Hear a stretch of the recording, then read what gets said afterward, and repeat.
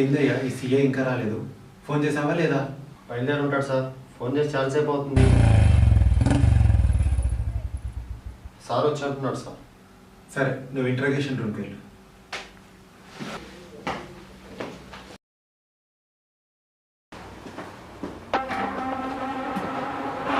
ఎక్కడ వాడు? సార్, నేను రూమ్ నెంబర్ 4లో కూర్చోబెట్టాను. మనం పట్టుకుని కరెక్ట్ వాళ్ళే అంటారా? ఎందుకంటే వాడిని చూస్తే అన్ని హత్యలు చేసిన వాడిలాగా లేడు. ఎవరు నీకు ఉద్యోగం ఇచ్చింది? హత్యలు చేసేవాడు ఇలాగే ఉండాలని రూల్ ఏమైనా ఉందా? పోయి సిగరెట్ పట్టరా పో.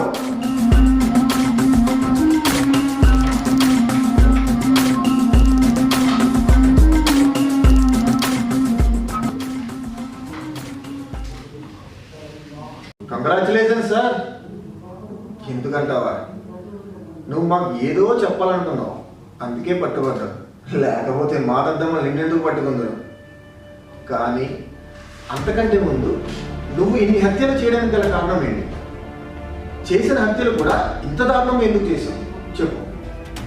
అంధకారంలో బ్రతుకుతున్న ప్రభుత్వం ఆ అంధకారాన్ని బద్దలుకొట్టి ప్రభుత్వానికి సవాలుగా మారాలనుకుంటుంది.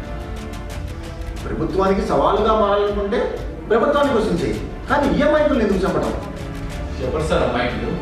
చాలా మంది అమ్మాయిలు రేప్ చేసి చంపిన వాళ్ళ అమ్మాయిలా, లేక ఇలాంటి వాళ్ళని అమ్మాయిలు అంటారని ఏదైనా రాజ్యాంగంలో రాసిందా? అంటే వాళ్ళని శిక్షించడానికి ప్రభుత్వం ఉంది, న్యాయస్థానం ఉంది. నువ్వేమని వాళ్ళని శిక్షించడానికి? వావ్, అందులో సార్ గట్టిగా క్లాప్స్ కొట్టండి సార్. సగటున ఒక్కరోజు 8 రేపులు జరుగుతున్నాయి తెలుసా సార్ మీకు? ప్రతి 15 నిమిషాలకు ఒక్కసారి ఒక అమ్మాయి రేపు గురవుతుంది సార్. అలా గంటకు 4, రోజుకి 90 నుండి 100 రేపులు, నెలకు దగ్గర 3,000 రేపులు, సంవత్సరానికి 30,000 రేపులు సార్. గరిష్టంగా ఇండియాలో 2016లో 38,000 రేపులు జరిగాయి సార్. 2011 నుండి 2018 వరకు ఇండియాలో 4,50,000 రేపులు జరిగాయి సార్. అందులో ఎంతమంది మీ ప్రభుత్వాలు న్యాయ వ్యవస్థ శిక్షించింది సార్? ఒక అమ్మాయి రేపు గురైతే ఆ అమ్మాయి బయటికి వచ్చి చెప్పడానికి ఎంతో ఫీల్ అవుతుంది సార్. ఎందుకో తెలుసా సార్? బయట సమాజం ఎలా చూస్తుందో అని. కానీ అందులో కూడా ఎవరో ఒక అమ్మాయి బయటికి వచ్చి డేర్ చేసి మీ ప్రభుత్వానికి చెప్తే మీరు చేసేది ఏంటి సార్? సార్, కోర్టులో న్యాయదేవత కళ్ళకు నల్లగంతులు ఎందుకు కడతారో తెలుసా సార్? ఎంత బలవంతుడైనా ఎంత డబ్బున్నోడైనా అందరూ చట్టం ముందు సమానమే అని చెప్పడానికి. కానీ మీ ప్రభుత్వాల్లో వాళ్ళు పనిచేసే వ్యక్తులు దాన్ని అర్థాన్ని మార్చేశారు సార్. ఇవన్నీ చూసి అలసిపోయాను సార్. అందుకే హత్యలు చేయడం స్టార్ట్ చేశారు. ఇలా హత్యలు చేయడం వల్ల నీకు పడే శిక్ష ఏంటో తెలుసా సార్? చంపేస్తారా? హ్యాపీగా నా చావును స్వీకరిస్తా.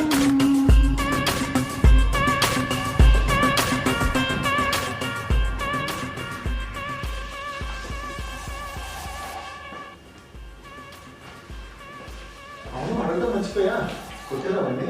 Yes sir. కొట్టండి, తప్పు చేసిన వాడిని మాత్రమే, ఇలాంటి వాడిని కాదు.